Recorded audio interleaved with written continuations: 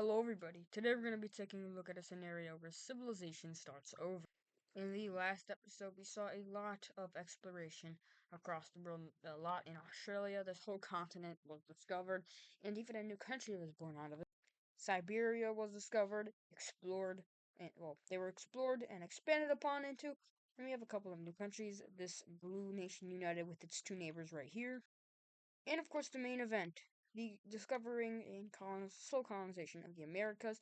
So today we're going to be taking a look at more colonization. But if you guys do enjoy these videos, please like and subscribe. Anyways, let's go ahead and start. Over here in Africa, a lot of exploration has been occurring, and it is getting to the point where a lot of these, just a lot of this is being discovered. They could even connect up with the elves, and yes, they find out they are elves through a bunch of different sources. But then they go down the Nigerian coast, and they just take all of this Central African area right here until they reach the Sahara, which they will try to explore into. It is very hard to do at the moment, but just for simplicity reasons, we are going to have the Sahara be fully discovered, as well as all of Madagascar. So, yay. And a lot of this Indian Ocean, this northern Indian Ocean area right here, also starts to be explored. And yeah, exploration is really increasing in the world. But going on to more areas in the American continent, we are going to see a lot of the New England areas be discovered around the Red James colony, and well, the also New Brunswick is discovered, and they land in Labrador and start to explore this coastline right here. However, they don't fully take all of Quebec, as it is a very hard journey. Anyways, the next country that'll make a colony is the Blue Iberians, and they're gonna make their colony over here in the North Carolinian region, really close to the elves. Now, they're not going to interact with them for now. However, just know that they are, well, they're interacting. It's not anything hostile, at least yet. And they form a claim that looks something like this. Now, let's go ahead and take a look at what the red team claims. And they form a very large claim that looks like this. The Irish Welsh Union is going to take all of New Brunswick. And then we see another country land, being the Purple French, and they're going to go ahead and land over here in this Virginian area, trying to take a lot of land as quick as possible.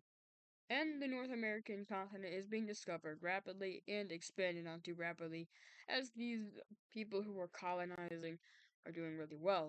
Anyways, these elf nations, despite all their differences, are actually going to go ahead and form a pact. And that is going to go ahead and be the Star Alliance.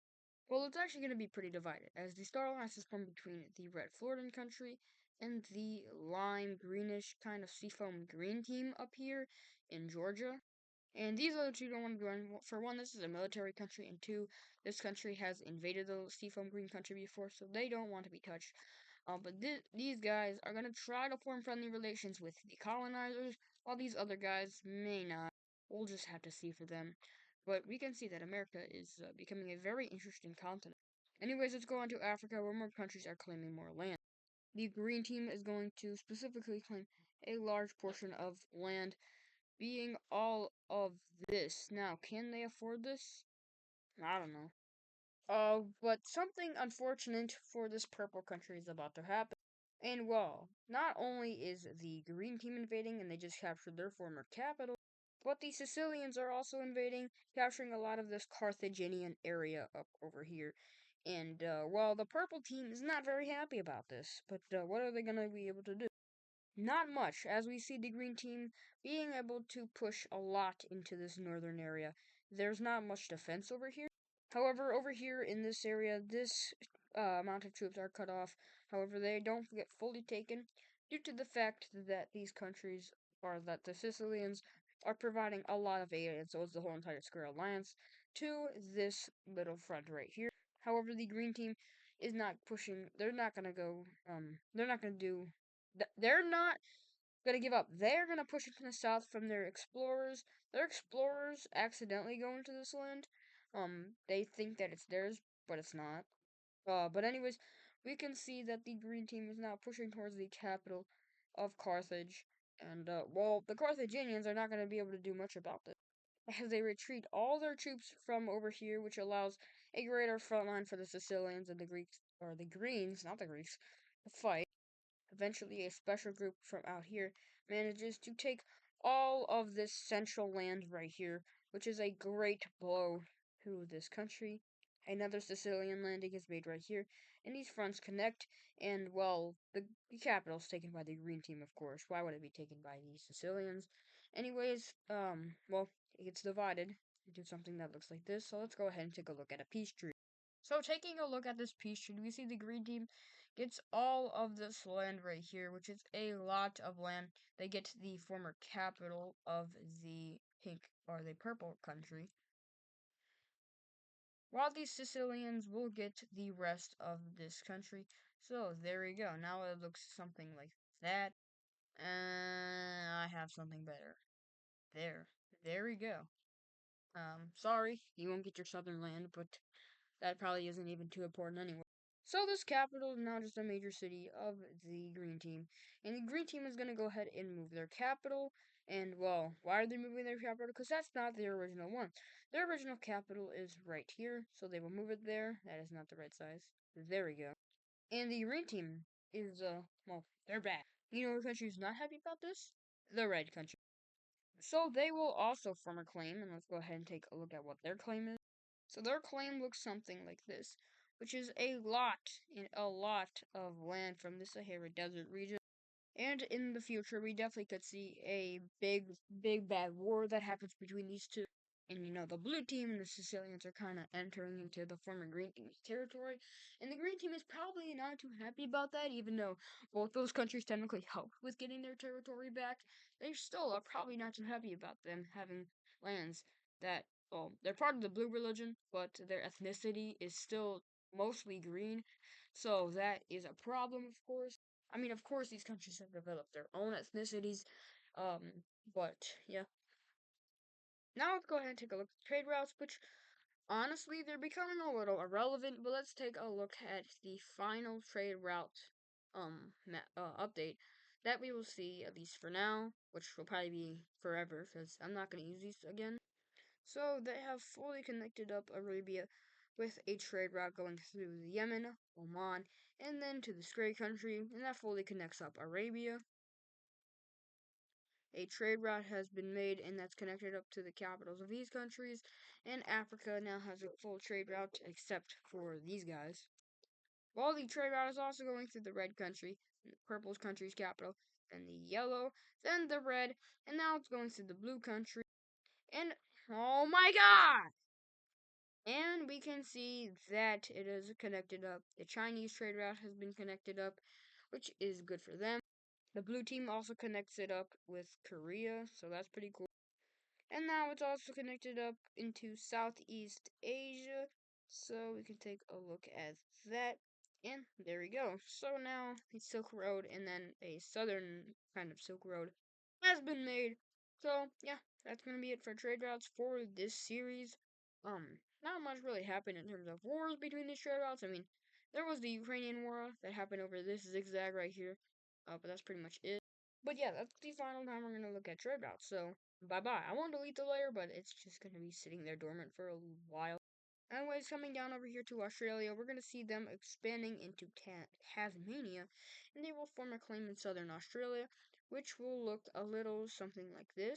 So now I can fill that in, and that looks like this. So we can see that Australia has expanded rapidly. There's no countries to really rival them in this region. But coming over here to Central Asia, we see a war between the red and the gray countries because of a event on the border where red troops red troops were shot at by gray troops. It was probably just a false flag operation. But anyways, they will start their invasion of the gray country, not really aiming for too much stuff in specifically. However, they will just get a good amount of land, but it backfires on them when the yellow team decides to invade, as the yellow team has been waiting for this chance for a long time. So the red team will retreat their troops out of the gray country fully, which is not a, as now the gray country is pushing into this red team. The Mongols are also going to do the same thing, taking the capital and the southern land right here. And it looks like the red team isn't going to be able to do anything. And that's further proven by that now the gold team is invading, which is not a good sight. And, well, yeah, the yellow team takes the rest. So let's go ahead and take a look at this peace treaty of this red country dying. So taking a look at this peace treaty, the gray country, who was the country that got invaded first, will get all of this land. It is one province, however. Who knows? It could be beneficial. I have no clue. The Mongol Union will annex all of this land right here, taking the capital of that red country, which no longer exists. The gold team will get this one northern province up here, and the yellow team will get all of the rest. And this is totally not because I did not like that red country being on the map. Totally. And that war is pretty quick and simple. Let's jump over here to the Holy Norwegian Empire, where we see a unification, and that is the purple country unifying with the this guy right here. This is due to the growing threat of Sweden, as it looks like Sweden might want to invade. But you know who Sweden is gonna invade? This guy right here. So Estonia starts getting invaded by the Swedish, and Estonia is a very weak country in this timeline. They were one of the first countries in Eastern Europe, however, they just haven't advanced like the other ones, and their coastline is completely sieged over by the, well, not all of the coastline, but most of their coastline is sieged by the Swedes. And then the brown team finds its way in the war as they start invading a lot of Estonia, taking their coastline over in the Baltic Sea. And they start advancing towards more Estonian major cities in the center, taking one of them in Lithuania. And then Sweden will advance throughout their whole border, taking a lot of land. As the gold team just rushes through, or not the gold team, the brown team. And that is when Estonia is just going to go ahead and surrender. So let's take a look at this Estonian peace treaty. So taking a look at this peace treaty, we can see that the Swedes gain all of this land right here. It is the most valuable parts of the Baltic country, or is Estonia. Even though their capital's in Latvia, I don't really care.